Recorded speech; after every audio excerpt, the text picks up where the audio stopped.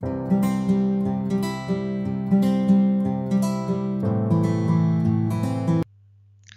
pagi, salam sehat, salam sejahtera buat kita semua. Jumpa lagi pada mata kuliah Analysis and Design of Information System atau analisa dan perancangan sistem informasi. Adapun topik yang akan kita bahas pada pertemuan kali ini adalah Data and Process Modeling by using DFD atau pemodelan data dan proses dengan menggunakan Data Flow Diagram atau DFD. Masih bersama saya, Leon Andretti Abdillah. Assalamualaikum warahmatullahi wabarakatuh. Selamat siang. Salam sehat dan sejahtera buat kita semua. Selamat datang rekan-rekan mahasiswa yang saya cintai dan banggakan dimanapun Anda berada. Semoga selalu dalam keadaan sehat walafiat dan dalam lindungan Allah Subhanahu wa Ta'ala. Amin ya Rabbal Alamin.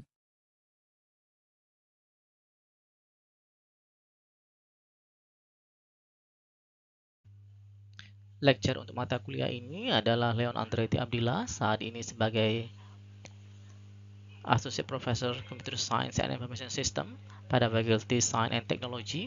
Kemudian juga bertugas sebagai asesor, reviewer, research fellow, dan editor. Asesor BKD di Kemdikbud, kemudian reviewer di Kemdikbud, research fellow INTI International University Malaysia, serta research fellow Tsinghua University Taiwan, dan menjadi editor pada sejumlah international journal dan conference. Mata kuliah yang diasuh antara lain adalah HCI, KMS, CRM, kemudian ada BPP, BPHEM, Databases, Data Structure, ERP, Information System, ITSM, Management Information System, Supply Chain Management, System Analysis and Design, Algorithm and Programming, dan lain-lain. Juga sebagai mentors, ini ada di Pablo, New Zealand, dan Unpad Indonesia. Kemudian ada sebagai consultant, baik di bidang akademik, research, dan community, serta koordinator pada Research Center dan Enterprise System Research Group.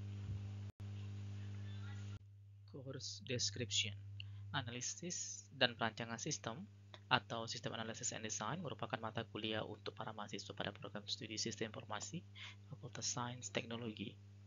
Mata kuliah ini memiliki bobot 4 SKS. Materi disampaikan bisa secara tatap muka, tatap maya, menggunakan cloud Zoom meeting, atau melalui blended learning e-learning dengan platform Moodle. Mata kuliah ini membahas bagaimana cara menganalisis dan merancang sistem informasi sesuai siklus pengembangan sistem SDLC tertentu, kemudian bisa dibantu dengan alat-alat bantu pemodelan sistem.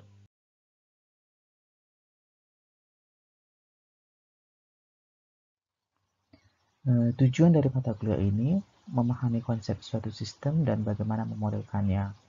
Kemudian juga menjelaskan secara singkat proses sederhana untuk mengembangkan sistem informasi, kemudian mengetahui sistem development life cycle secara umum, dilanjutkan dengan mengetahui kegiatan analisis sistem, kegiatan desain sistem, serta peran dan keahlian seorang sistem analis. Sebelum kita masuk ke materi kali ini, ada baiknya kita review tema materi yang sudah ada pada pertemuan sebelumnya, yaitu kita sudah mempelajari analysis ideas, analysis across area, kemudian analysis phase steps, analysis strategy fundamental, dan information gathering. Pengembangan sistem baru itu diawali dari suatu ideas atau ide, ya. The goal of the analysis phase is truly understand the requirement of the new system and develop the system to distress them, ya, or decide a new system is needed. Jadi, tujuan utama dari fase analisis adalah untuk memahami kebutuhan dari sistem baru dan mengembangkan suatu sistem yang menjawab kebutuhan-kebutuhannya, ya. Atau bisa saja setelah dianalisis, jangan-jangan sistem baru itu belum dibutuhkan atau tidak dibutuhkan, ya. The line between system analysis and design is very blurry. Nah, walaupun secara teori fasenya adalah analisis dan design, tetapi dalam praktek hampir lebih dari separuh aktiviti desain itu juga merupakan bagian fase analisis, ya. Jadi saling beririsan aktiviti kedua-duanya, sehingga tidak heran banyak pengembangan mata kuliah, buku reference, buku ajar itu menyatukan analysis and design, ya. Ide itu bisa didapatkan dari pemikiran sejumlah orang, stakeholders, ya, yang masuk dalam pengembang sistem seperti digambarkan pada ilustrasi ini ya. Nah, maka ide itulah yang akan memunculkan kemungkinan terbentuknya sistem baru.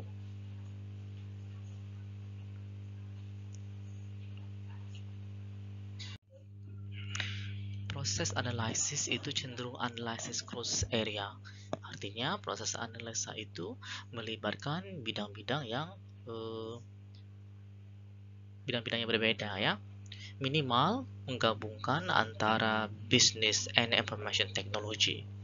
Yang utamanya adalah base information technology. Sebagian besar memang analisis sistem, khususnya information system, itu banyak bergerak di bisnis ya. Artinya untuk membangun sistem, misalnya sistem informasi penggajian, maka selain butuh pengetahuan IT dalam peranannya sebagai pengembang sistem, juga perlu mempelajari aspek-aspek yang terkait dengan penggajian itu. Misalnya struktur gajinya seperti apa, kemudian rumus gajinya seperti apa, faktor-faktor yang akan menjadi penambah gajinya, termasuk juga hal-hal yang bisa mengurangi gajinya. Nah, seperti itu ya. Juga untuk bidang-bidang yang lain. Walaupun di sini combine bisnis, katanya bisnis ini tidak selamanya bisnis yang dalam artian perusahaan dagang ya. Bisa juga misalnya bisnis terkait education ya, health atau government. Jadi bisnis yang seperti itu maksudnya ya. Lebih lanjut, keahlian dari sang ekspertis juga perlu seimbang ya. Nanti siapa pengguna dari sistem itu? Nah, pengguna saat ini dan pengguna yang akan datang itu perlu dipelajari juga. Nah, sehingga analisis itu bersifat cenderung across area.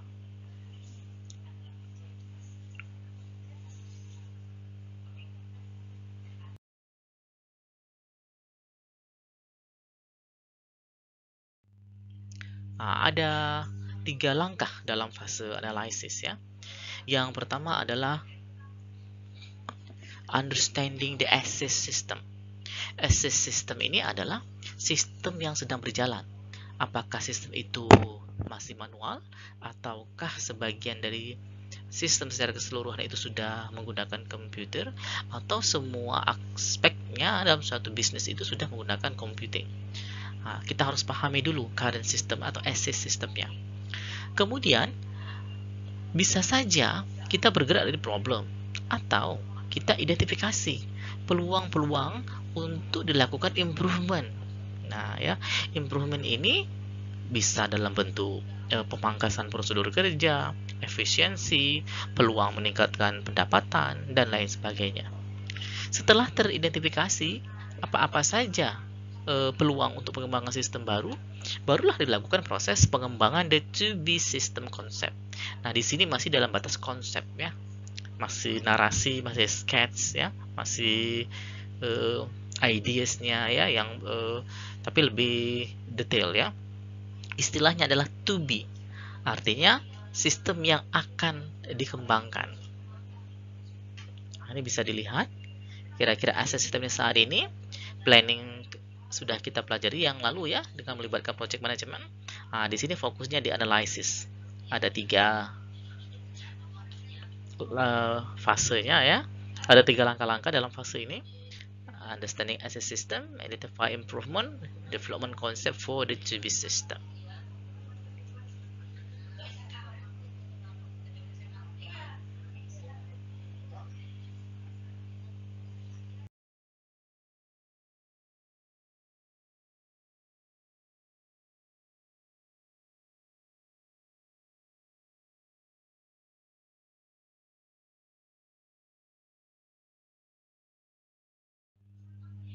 Nah, strategi untuk analisa dasarnya ini dibagi menjadi 3 ya. Yang pertama adalah business process automation. Nah, biasanya dilakukan untuk otomatisasi proses yang manual. Nah, ya. Atau bisa juga prosesnya sudah computing tetapi masih semi manual. Nah, ya, jadi ini agak ringan pekerjaannya. Selanjutnya, boleh saja business process improvement. Jadi dia sudah memiliki sistem ya yang ada, tetapi perlu kita cari apa improvementnya. Biasanya kita sesuaikan dengan kebutuhan saat ini dan kemungkinan kebutuhan-kebutuhan yang akan datang ya. Strategi ketiga ini yang agak ekstrim ya, yaitu business process re-engineering. Pada business process re-engineering terjadi proses radikal dengan menggantikan sistem yang lama ke sistem baru. Apakah di-upgrade secara besar-besaran, partial, atau bisa juga bahkan secara ekstrim menggantikannya dengan outsource ya, atau dengan package system. Ada 5 setidak-tidaknya tipe information gathering ya. Yang pertama itu bisa menggunakan interview atau wawancara, kemudian joint application development atau JAD, lanjut dengan kuesioner dengan penyebaran kuesioner ya.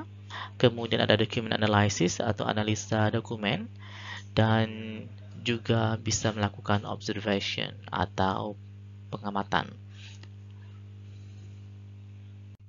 Adapun tujuan pada pertemuan kali ini adalah untuk memahami dan mengetahui sistem analisis tool, DFD dan elemen-elemennya, pendekatan top-down, kemudian guideline-nya, contoh DFD, ilustrasinya, serta dilengkapi dengan DFD tools yang bisa digunakan.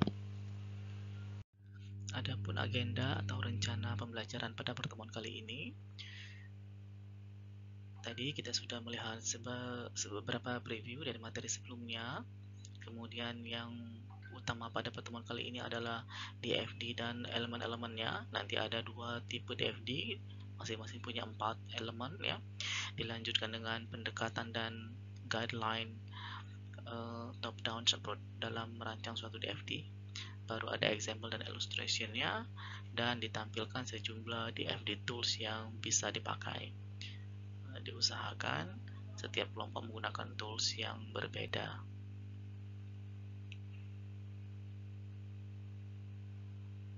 Oke, sekarang kita masuk ke introduction ya. The purpose of system analysis is to ascertain what must be done in order to carry out the function of the system. Jadi tujuan dari analisa sistem itu adalah untuk mengetahui apa-apa saja yang perlu diambil ya, yang perlu dikerjakan, sehingga fungsi dari sistem itu terpenuhi. Kemudian proses model have been a part of structures, system analysis and design technique for many years. Nah, pemodelan proses ini ternyata menjadi bagian dari analisa dan perancangan teknik sistem terstruktur dan sudah berlangsung selama bertahun-tahun ya. Bahkan nanti logikanya pun tetap bisa terpakai untuk object oriented analysis and design misalnya. A system analyst needs to make use the conceptual freedom afforded by data flow diagram, which graphically characterize data process and flow in a business system. Nah, jadi seorang analis sistem itu harus bisa menggunakan konsep-konsep yang disediakan itu secara bebas ya, melalui data flow diagram, di mana setiap grafik tadi akan mengkarakteristikkan alur proses yang terjadi dalam suatu bisnis. Nah, itulah kenapa seorang analis sistem itu tidak hanya harus memiliki skill di bidang IT atau computing atau analysis and design, tapi juga harus mengerti flow in business process in business system.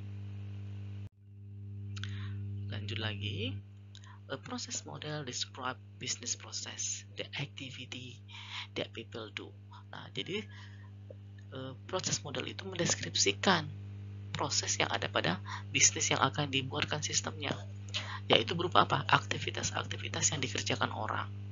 Nah, ya. Kemudian data flow diagram is a technique that diagrams the business process and the data that pass among them.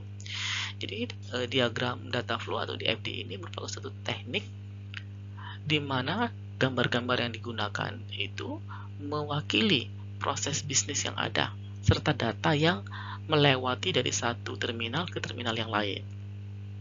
Sedangkan logic process model, dia describe proses without suggesting how they are conducted. Nah, ada juga nanti ya proses yang bersifat logik ya. Sedangkan physical model provide the information that is needed to ultimately build the system. atau how the process are implemented. Nah, kalau sistem dia sudah sangat spesifik ya. Jadi seperti apa membangun sistemnya nanti ya, tergantung dari program yang digunakan, database apa yang dipakai. Ya, jadi pada fase fisik model dia sudah sangat tergantung dengan platform yang dipakai pada pengembangan sistemnya ya.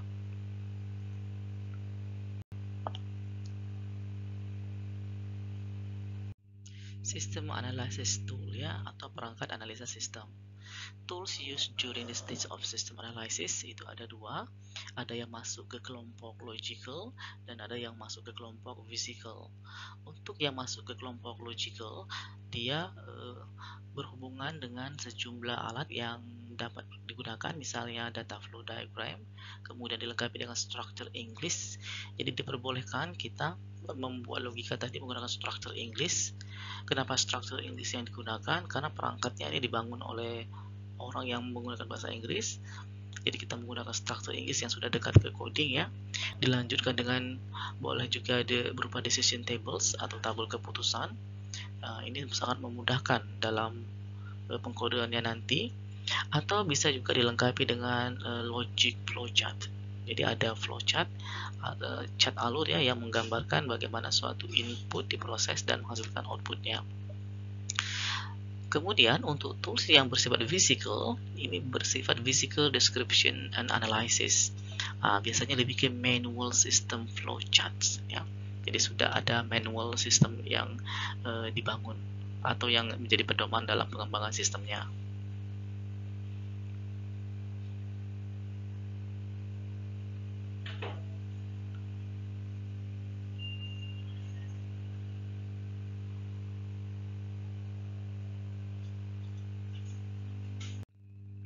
Nah, sekarang baru kita masuk ke DFD atau data flow diagram ya. System analysts use many graphical techniques to describe and implement the system.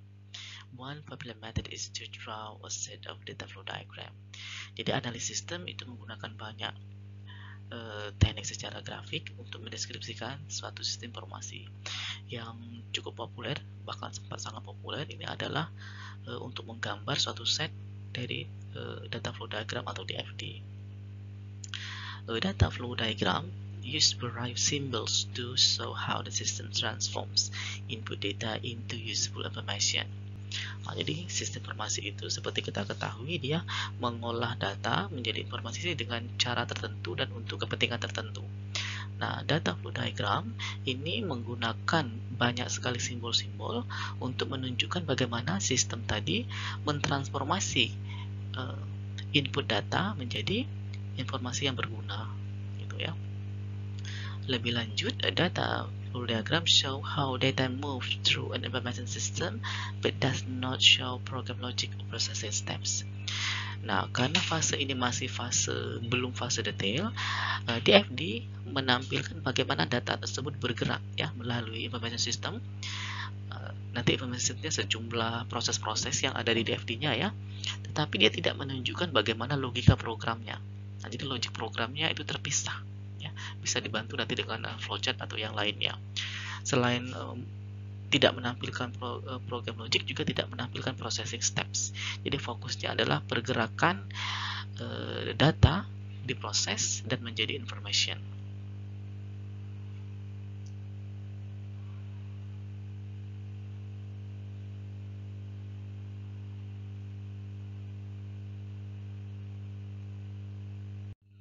Nah, berikut ditampilkan data flow diagram, an example ya.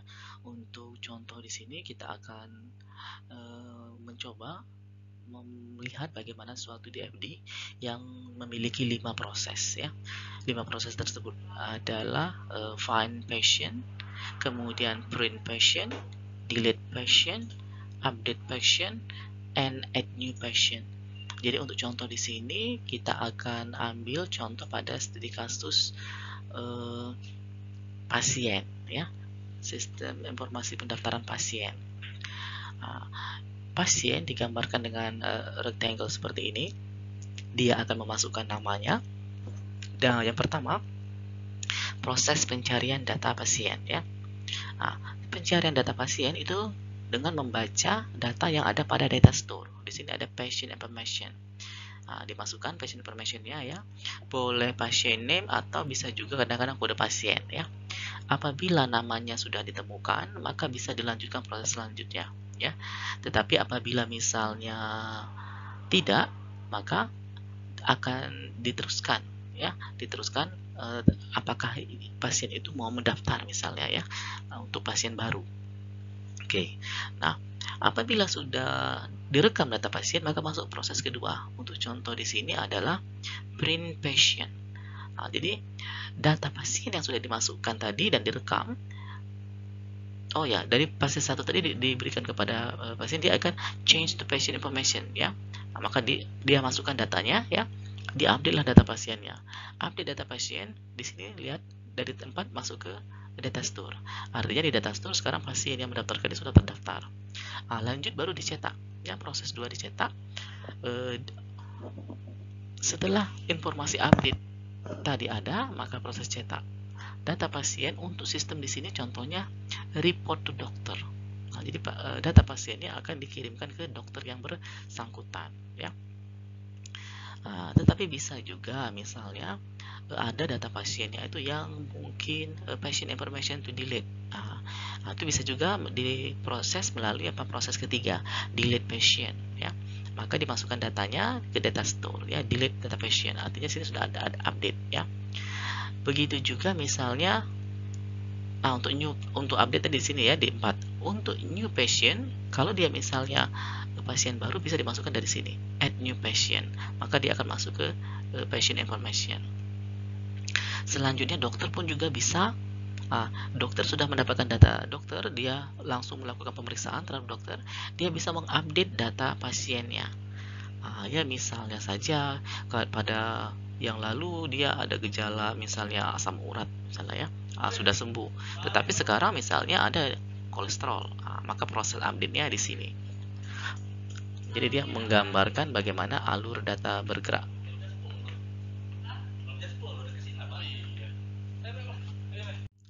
Dari gambar contoh di atas kita dapat lihat ya, setidak-tidaknya itu ada 5 elemennya ya. Oke, sekarang kita masuk ke elemen DFD. Secara global, there are 2 commonly used style of symbols. Jadi ada 2 gaya simbol yang umum dipakai. Yang pertama itu yang dikenal dengan istilah Chris Jean Andrew Sarsens. Jadi kita sebutnya Jean Sarsen symbols ya. Yang kedua Tom DeMarco and Ed Jordan. Jadi kita pakai gaya DeMarco Ed Jordan. Silahkan mana ya yang dipilih. Ini ada kita tampilkan di sini. Untuk elemen yang pertama yaitu proses ya. Jadi proses itu has a number. Tadi kita lihat ya, dia memiliki nomor. Nah, ini perhatikan. Nanti di sini juga ada bisa nomornya ya. Yang kedua ada name, cenderung menggunakan verb phrase atau kata kerja sesuai dengan namanya proses ya. Kemudian description, juga boleh ditambah sedikit description. At least one output data flow. Jadi proses harus memiliki minimal 1 output dan at least one input data flow. Jadi proses itu pasti ada 1 input dan 1 output minimal ya. Kemudian dia bisa menggunakan label ya. Ada type description, number process description, bisa menggunakan structure English. Untuk Jean and Sarsen gambarnya seperti ini. Oke ya, dia ada garis di tengah dan nomornya di atas. Sedangkan untuk DeMarco Jordan dia menggunakan simbol elips. Nama prosesnya di tengah. Nanti boleh ditambahkan nomor prosesnya di atas ini. Ini nama prosesnya ya. Kode prosesnya boleh di atas. Apakah 1, apakah 1.0 dan seterusnya. Elemen yang kedua adalah data flow.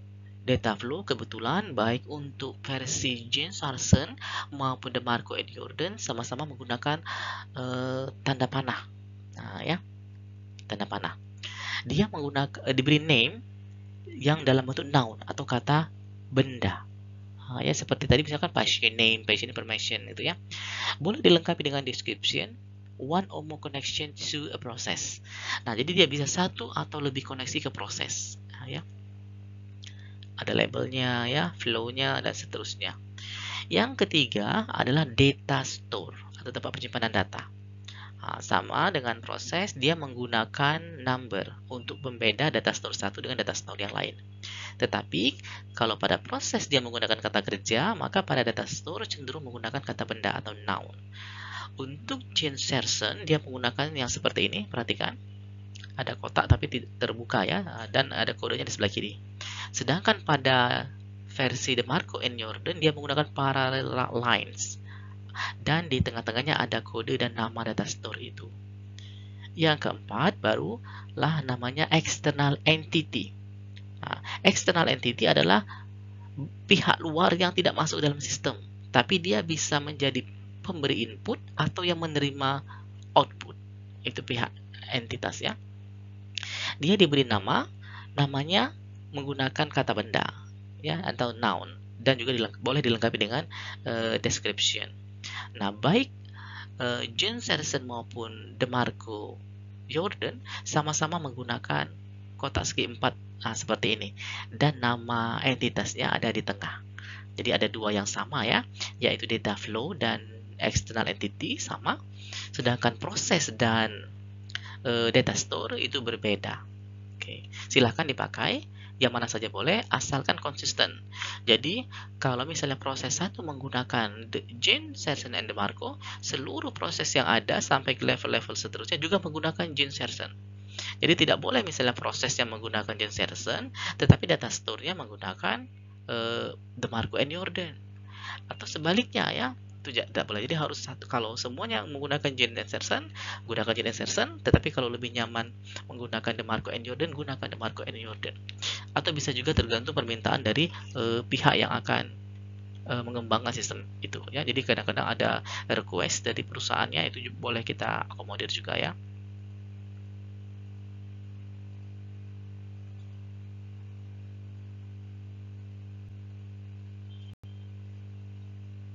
Oke, sekarang kita masuk ke DFD elemen yang pertama, yaitu adalah proses ya.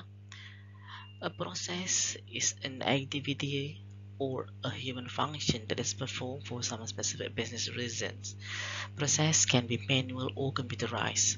Nah, DFD itu mengakomodir ya kegiatan-kegiatan atau fungsi-fungsi yang dikerjakan untuk sejumlah alasan bisnis ya.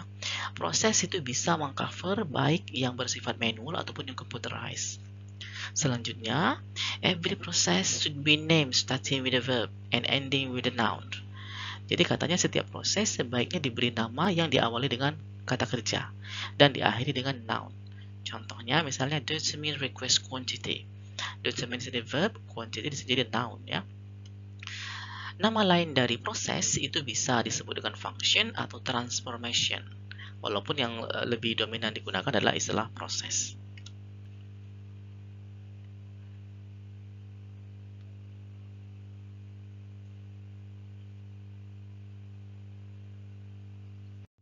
Sekarang baru masuk ke DFD elemen yang kedua, yaitu data flow ya. Data flow is a single piece of data. Jadi adalah single piece of data gitu ya, satu data ya. Contohnya quantity, available ya.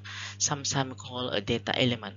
Nah, jadi nama lainnya juga boleh disebut dengan data element or a logical collection of several pieces of information. Jadi boleh juga a logical collection of several pieces of information. Contohnya new chemical request. Nah, itu boleh ya. Kemudian sangat disarankan kalau data flow tadi diberi nama, dan namanya itu berupa apa? A noun atau kata benda ya. Nanti dia berbentuk garis lurus, ada satu arah panahnya ya. Dan fleksibel, dia boleh ke atas, ke kiri, ke kanan, ke bawah, tergantung arahnya. Dan dia cenderung menuju ke suatu proses atau keluar dari suatu proses. Bisa juga dia berasal dari terminator dan menuju terminator. DFD elemen yang ketiga dikenal dengan data store. Data store is a collection of data that is stored in some way, which is determined later when creating the physical models. Jadi data store merupakan koleksi dari data yang disimpan dengan sejumlah cara yang bisa saja nanti akan ditentukan pada saat physical model ya. Jadi di sini baru rancangannya ya. Every data store is named with a noun and it's assigned an identification number and description.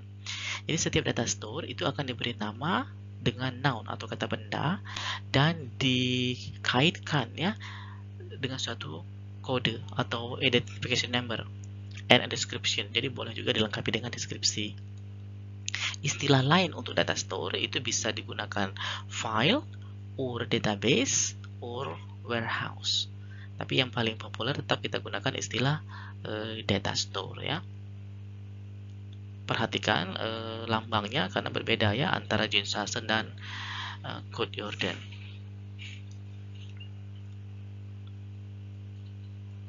Oke, sekarang baru masuk ke data elemen yang terakhir, yaitu external entity.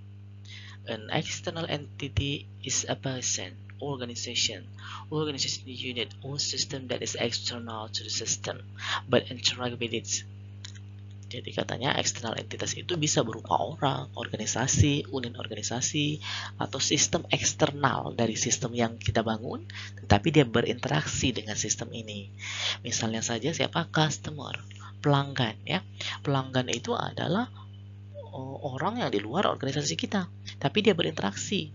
Dia membeli produk dan jasa kita. Oke. Atau misalnya juga clearing house. Dia apa? Bagian unit yang ada di dalam organisasi kita, tetapi mungkin dia bukan sistem yang akan kita kembangkan saat ini, berbeda ya.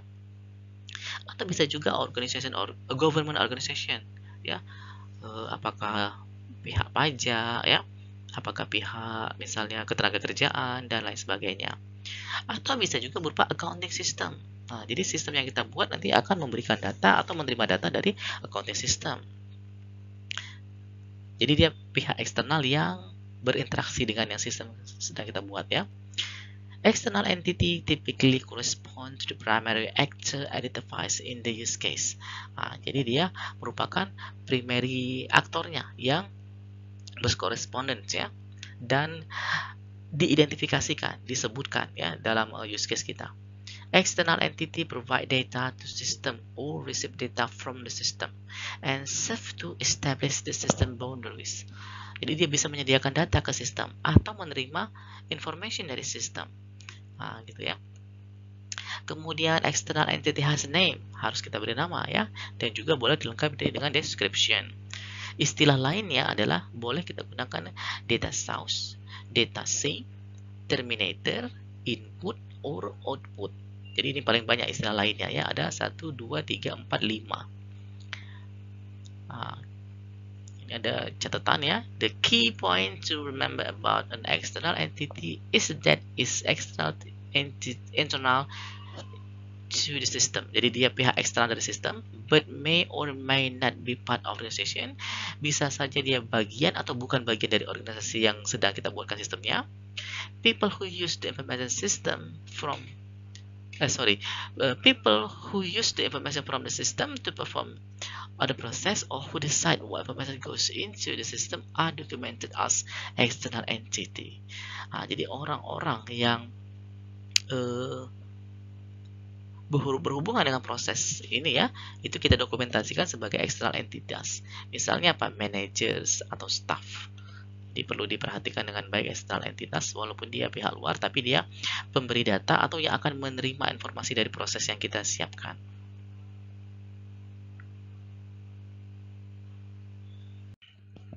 DFD menuai popularitas sampai saat ini ya, karena sejumlah advantages ya, atau keunggulan-keunggulan. Berikut data flow advantage versi Kendall and Kendall pada tahun 2014. Yang pertama katanya, DFD itu freedom from committing to the technical implementation of the system too early. Jadi ada kebebasan sehingga kita tidak perlu dari awal harus commit ya dengan implementasi secara teknis. Jadi baru prosesnya dulu yang difokuskan ya. Further understanding of the interrelatedness of the system and subsystem. Sangat mudah untuk memahami bagaimana interrelasi dari sistem ke subsistemnya nanti. Nanti kita lihat ya proses levelisasinya ya, balancingnya, sehingga sangat logik, mudah dipahami. Communicating current system knowledge it uses through data flow diagram. Nah, dia memiliki kemampuan untuk mengkomunikasikan sistem saat ini, ya, knowledge yang ada pada current system ke pengguna melalui apa? Data flow diagram. Jadi kita bisa melihat bagaimana alur dari eksternal entitas memberikan data diproses dan memberikan informasi ke boleh eksternal entity yang sama atau mungkin yang berbeda, ya. Kemudian, analysis of a proposed system to determine if the necessary data and process have been defined. Ini memudahkan proses analisa ketika proposal sistem baru itu kita bisa menentukan mana data dan proses yang sangat penting. Jadi ketahuan ya pada saat input apa, proses apa, pun sebaliknya ada activity apa, kita terjemahkan jadi proses. Nah, proses itu menerima input apa dan mengeluarkan information apa. Jadi bisa dideteksi dengan optimal dengan menggunakan DFD.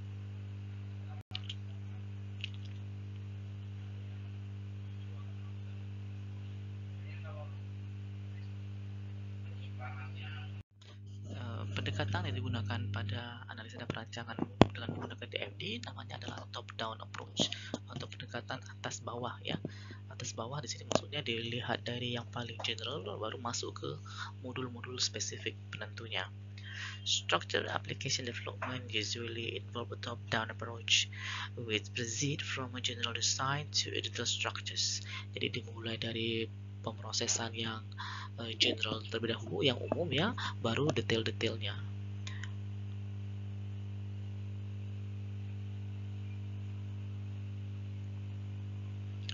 After the system analyst document the system requirement, he or she breaks the system down into subsystem and modules in the process called partitioning.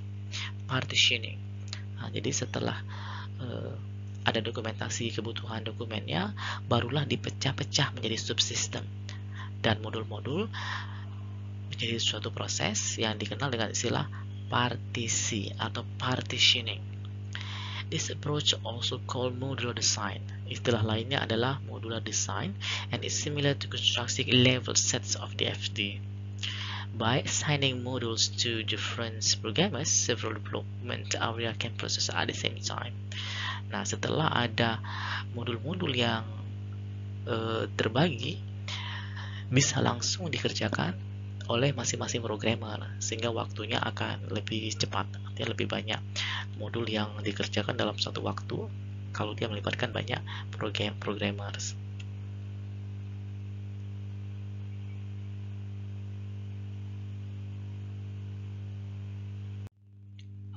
Pada top down itu dikenal dengan istilah levels ya, atau DFD levels. Keuntungannya adalah first, it's naturally fall into line with the analysis approach to top down decomposition. Satu lagi, dekomposisi. Perhatikan ya. Yang kedua, the various level correspond to the previous degree of detail by which the system is represented. Contohnya pada level 1 ini masih umum ya. Ini ada 1, 2, 3 proses barangkali ya. Maka proses 1 bisa dipecah lagi menjadi subproses. Nah, isinya seperti ini. Dia bisa memiliki beberapa subproses. Begitupun juga proses 2 bisa memiliki subproses level 2. Apabila dibutuhkan, proses pada level 21 ini bisa kita pecah lagi, dekomposisi lagi menjadi level 3. Contohnya seperti ini.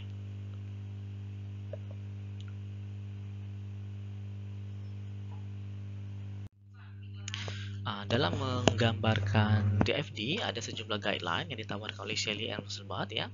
Yang pertama katanya draw the context diagram so it fits on one page. Nah, jadi gambar dulu konteks diagram dalam satu lembar saja ya. Gunakan nama dari sistem informasi sebagai nama proses di konteks diagram. Gunakan nama yang unik which each set of symbols sesuai dengan simbol masing-masing.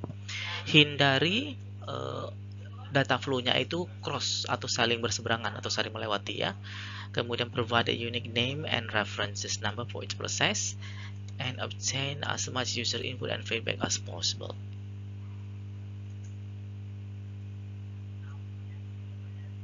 Selanjutnya juga ada istilah decomposition and balancing ya. Jadi dalam menggambarkan DFD, level-levelnya itu pertama harus kita gunakan pendekatan decomposition. Is the process of modeling the system and its components in increasing levels in of detail. Jadi pada saat kita memecah dekomposisinya, berarti levelnya bertambah. Itu misalnya dikenali dengan kodenya ya. Jadi ada kode 1.1, 1.1.1 misalnya ya. Tetapi pada saat memecah dari satu level ke level yang lain, perhatikan bahwa level di bawahnya tadi harus balance ya, involving ensuring that information presented at one level of the DFD is accurately presented in the next level. Jadi pemecahan pada level bawah itu harus memperhatikan input output dari level di atasnya sehingga dia balance istilahnya ya. Ketika menggambar DFD, ada sejumlah langkah-langkah yang disarankan oleh Sally and Rosenberg. Yang pertama adalah draw a context diagram. Jadi harus diutamakan menggambar context diagram dan usahakan dalam satu page aja ya. Setelah itu, barulah diagram level 0. Diagram level 0 ini nanti setelah dipecah ada 1.0 misalnya ya. Boleh gunakan seperti itu ya. Artinya proses 1. Apabila proses 1 dipecah lagi, dia menjadi proses 1.1 dan seterusnya. Nah, jadi diawali dengan konteks, baru diagram 0, dan baru lower level sampai level detail yang tidak bisa dipecah lagi.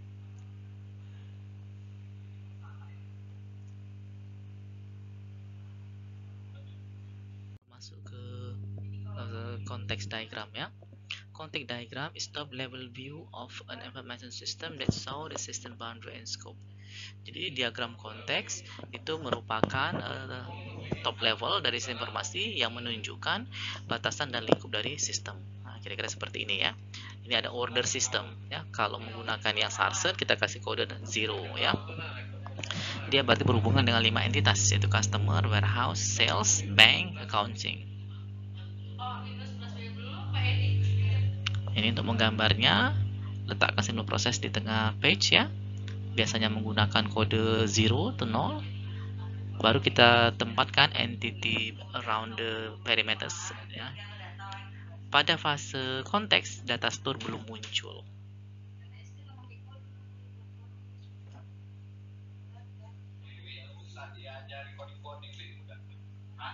Kemudian baru masuk ke diagram 0 atau level 0 ya. Diagram 0 zooms in on the system and show major internal process, data flow and data store. Ya, jadi di sini sudah ada kegiatan-kegiatan utama. Nah, jadi sistem informasi ini sudah ada 3 kegiatan ya, fill order, create invoice, dan apply payment. Dan pada diagram 0 atau level 0 sudah muncul data store. Nah, ya. Dia merepresentasikan data flow that appear in the context diagram. Nah, seluruh eksternal juga muncul.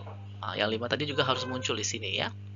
When you expand the context diagram into the FD diagram 0, you must retain all the connection that flow into and out the process 0. Nah, jadi harus diperhatikan. Jadi misalnya kalau customer tadi ada 2 output dan ada 2 input, maka di sini juga harus sama.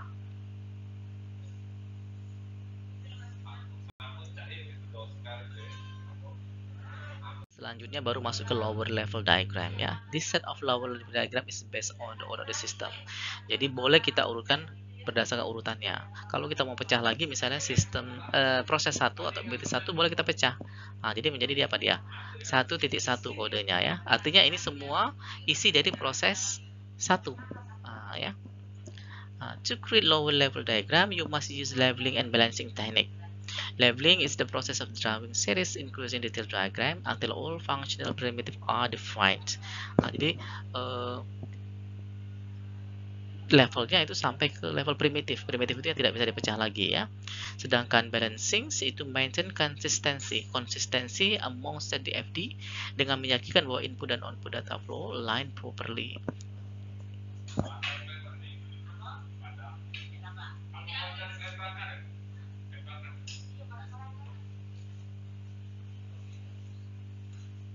Satu, dia menampilkan all process that comprise a single process on the level 0. Jadi dia harus merepresentasikan ya, seluruh proses yang ada di level 0. Kemudian menampilkan seluruh information move from and to each of these processes. So in more detail the content of high level process. Dia menjelaskan detail yang ada pada level di atasnya. Level 1 diagram may not be needed for all level for level 0 proses. Jadi pada level 0 mungkin ada 5 proses ya. Nah, yang satu barangkali butuh 1.1 sampai kemudian 1.1.1 misalnya. Tetapi level 2 barangkali hanya sampai 2.1 saja. Jadi belum tentu ada yang hanya 2 level, ada yang 3 level. Seperti itu ya. Level 2 dia menunjukkan seluruh proses yang bersesuaian dengan proses pada level 1, sama ya, menunjukkan seluruh informasi yang bergerak dari dan ke setiap proses. Level 2 kadangkala tidak dibutuhkan untuk seluruh level 1. Ya. Correctly number each process help the user understand where the process fits into the overall system. Sistem numberingnya yang harus diperhatikan agar dia fit dengan sistem dan cocok bersesuaian.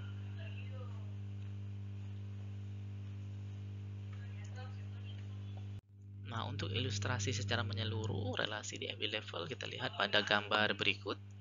Perhatikan ya, pada diagram konteks dipecah. Ada proses besar ini menjadi 3 proses besar, 3 proses subprosesnya ini pada level 0 ya. Nah, pada diagram konteks boleh ada kode 0 atau tanpa kode ya, tapi di sini pakai kode 0. Kalau pada diagram 0 di sini boleh kita beri nama 1.0. Tapi tidak digambarkan, artinya ini 1.0. Pada level 1 ya, contoh di sini ada proses 2, proses U ya.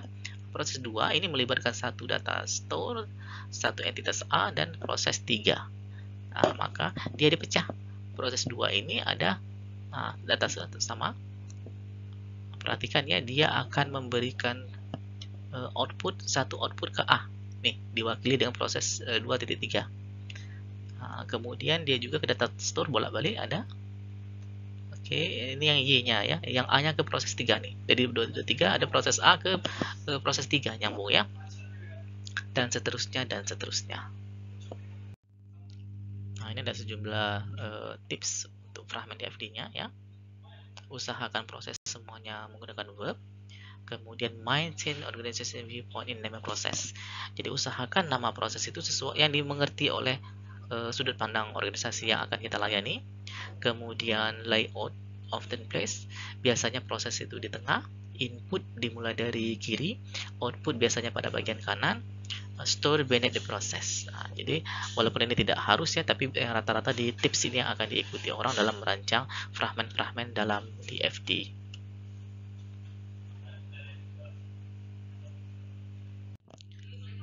Ini ada contoh DFD fragment untuk sistem informasi pasien ya. Jadi ada fragment misalnya pasien akan memasukkan informasinya melalui patient information system. Kemudian informasi tersebut dikirimkan ke dokter. Kemudian dokter melakukan pemeriksaan. Hasil pemeriksaannya direkam lagi menjadi patient information. Ini sampel di bidang kesehatan ya untuk pasien.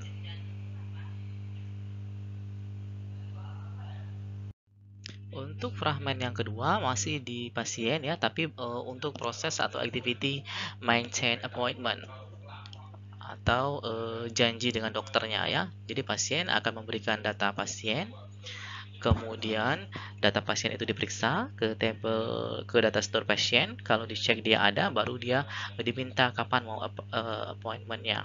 Setelah itu baru dicek di data appointment slot dokternya ada atau tidak ya. Kalau ada, barulah direkam appointmentnya. Nah, sehingga dengan sistem ini pasien bisa mendapatkan kepastian kapan dia bisa berkonsultasi dengan dokter yang dituju atau yang diinginkan.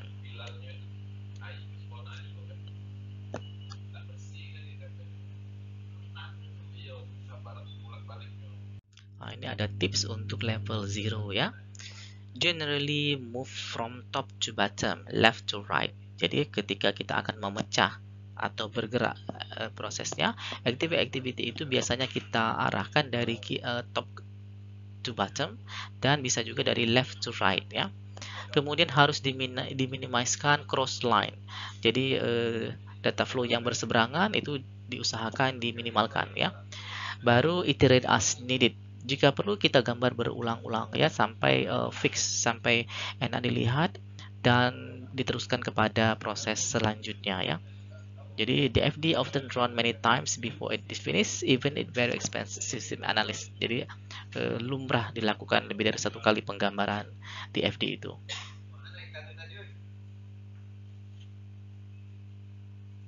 Ya, tips untuk level 1 dan seterusnya. Source for input and output list at high level. Nah, jadi sumber bagi untuk input ataupun nanti tujuan untuk output itu sudah didaftar pada level yang referensinya pada level yang lebih tinggi ya. Daftar source dan destination of data flow to processes and store within each DFD. Nah, jadi kita daftar ya apa saja source dan destination dari DFD yang akan memproses yang terlibat pada proses dan data store di setiap DFD-nya. Kedalaman dari suatu DFD tergantung on overall system ya, complexity. Jadi seberapa kompleks sistemnya. Kalau misalnya hanya 2 saja proses ya biasanya tidak memerlukan lower level. More than 7 processes become overly complex and difficult to read. Nah, jadi kadangkala proses dalam suatu sistem informasi itu diatur agar jangan terlalu banyak ya, mungkin 7 proses itu dianggap medium ya, sehingga bisa dikerjakan dengan optimal. Setelah selesai digambar, maka DFD-nya perlu divalidasi ya. Divalidasi itu untuk melihat sintaks errornya ya, strukturnya diperhatikan. Kemudian juga semantics error, assure accuracy of DFD relative to actual or desired business process. Sehingga alur dan istilah pada DFD itu bersesuaian dengan bisnis proses apa yang kita bangun. Contohnya tadi kan ada di rumah sakit untuk penanganan pasien ya, maka alur dan istilah-istilahnya juga mengikuti hal yang terkait dengan pasien. Kemudian user walkthrough bisa juga memvalidasinya dengan melibatkan user ya. Role play processes kita bisa berperan ya. Jadi antara tim analis itu nanti akan memerankan bagaimana kalau dia sebagai pasien, bagaimana kalau dia sebagai dokter dan lain sebagainya. Kemudian yang penting diuji sekali itu pada level terendah. Nah, jadi kan ada pemecahan beberapa level dan level terendah itu yang perlu diuji karena untuk mengecek decomposition dan balancing ke higher level. Kemudian juga biasanya kadang-kadang mereka yang didahulukan di coding ya. Nah, itu. Dan juga examine names carefully agar bersesuaian dengan actual business process yang berjalan pada sistem yang akan dibangun.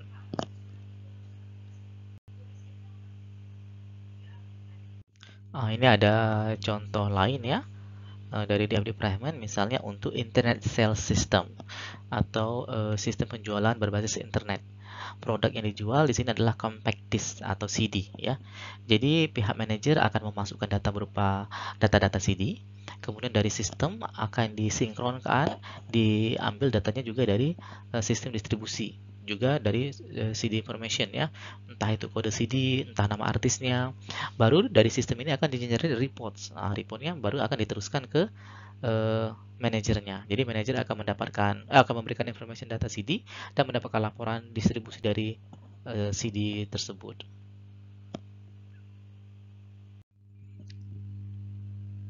Kalau diuraikan ya, sistem penjualan tadi ternyata tidak hanya dua entitas saja yang terlibat. Jadi dia juga melibatkan ada vendor, ada credit card, clearance center, ada customer yang terpenting ya. Untuk manajer juga dia tidak hanya mendapatkan CD report aja, tetapi juga status report. Sedangkan kalau customer, ini informasi terkait pembelian CD-nya ya, mulai dari pencarian, cocok, permintaan CD request-nya, CD information, marketing materialnya, sampai ke proses penjualannya. Sedangkan untuk credit card-nya ini terkait dengan approval, autorisasi pembayarannya. Sedangkan pada distribution system itu terkait dari order dan CD information serta statusnya. Nah, ini secara keseluruhan dia akan melibatkan 5 eksternal entitas seperti gambar berikut ya.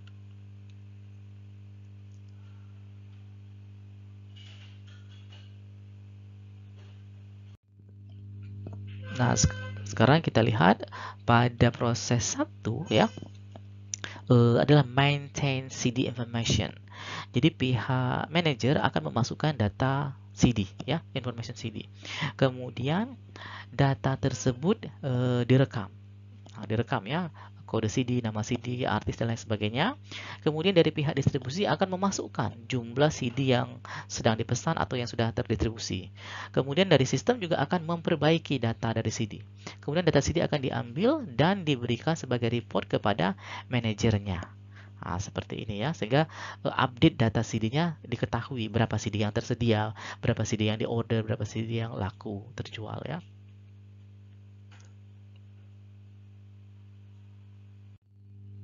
Untuk proses kedua itu adalah maintain CD marketing material.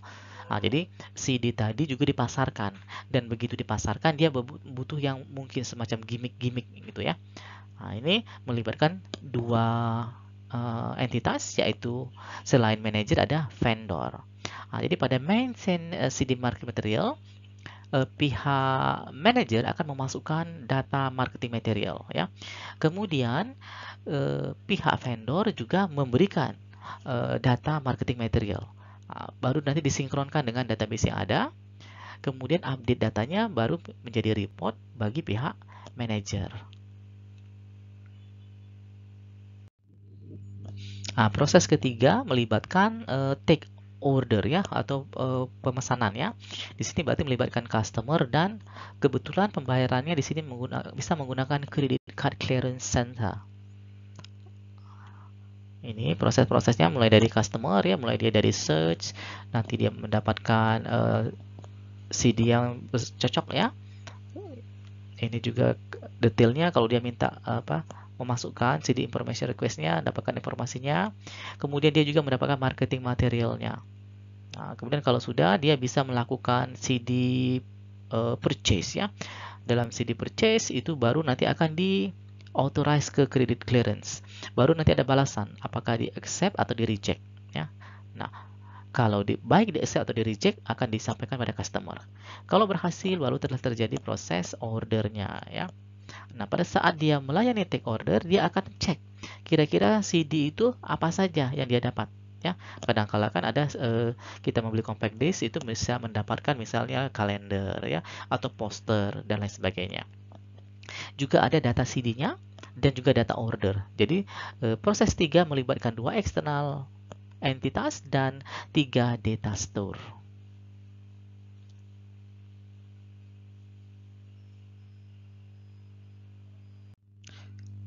Lanjut lagi ke proses keempat, yaitu maintain order. Nah, maintain order itu akan berhubungan dengan pihak distribution order ya. Jadi apabila ada status order ya, maka diproses di sini, dia akan dimasukkan ke dalam data, diupdate datanya, dan status order itu diteruskan ya untuk customer pada order yang bersangkutan, sedangkan pada manager report baik satuan atau secara keseluruhan dari CD yang dijual pada distribusi itu.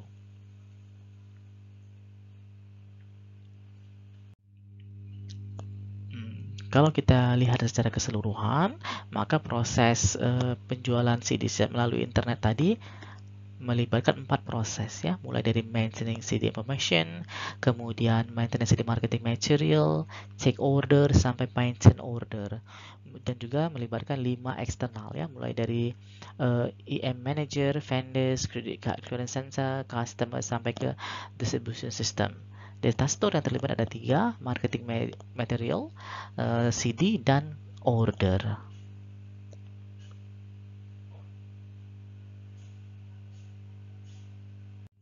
Dalam penggambaran data flow itu ada hal-hal yang perlu diperhatikan ya. Perhatikan misalnya data flow bisa menghubungkan satu proses dengan proses yang lain. Betul ya. Dia bisa menghubungkan proses dengan external entity, boleh. Dia bisa menghubungkan proses dan data store, boleh. Tetapi data flow tidak boleh digunakan untuk menggambarkan apa? External entity ke external entity. Artinya ini terjadi di luar sistem.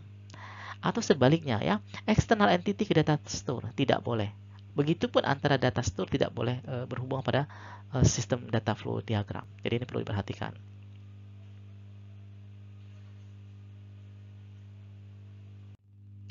Selanjutnya ini ada sejumlah DFD tools yang banyak berkembang ya, dan ini ada 10 yang tercatat.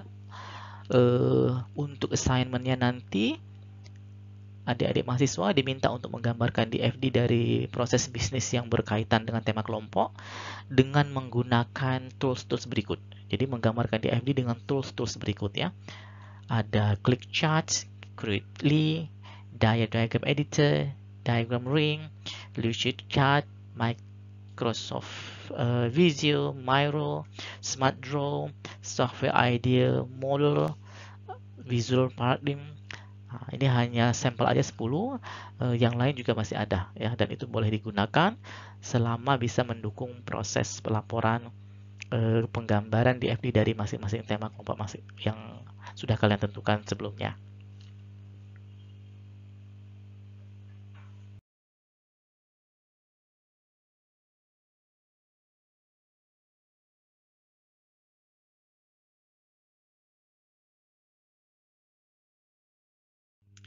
Untuk assignment kelima, Anda diminta untuk mendeskripsikan perbedaan antara data flow, data store, and process ya. Jadi dijelaskan teorinya. Kemudian berdasarkan tema dari masing-masing kelompok, harap draw, gambarkan ya proses as DFD by using a tools. Jadi kamu gambarkan proses yang terjadi di bisnis yang akan kamu rancang menggunakan DFD, dan penggambaran DFD-nya menggunakan tools yang sudah dijelaskan sebelumnya. Kemudian dikerjakan laporan teamwork-nya dalam Word, kemudian disimpan dengan nama seperti ini, kelas berapa, kodenya berapa ya. Nah, ini baru kode grupnya. Nah, grup itu temanya apa. Kemudian di store di Dropbox. Setelah di store muncul URL yang mewakili tugas kalian itu, barulah URL itu di paste di submission-nya nanti ya.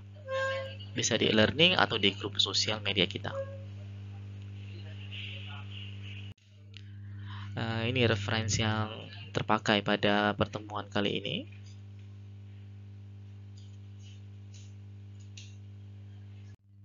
Ada yang terpakai langsung, ada yang dijadikan inspirasi.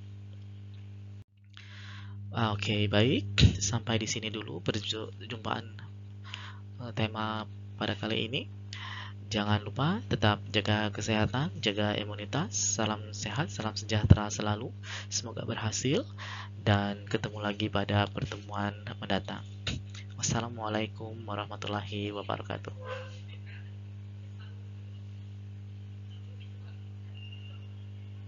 Thank you. Don't forget to watch, like, comment, share, and subscribe at Leon Abdillah. See you again.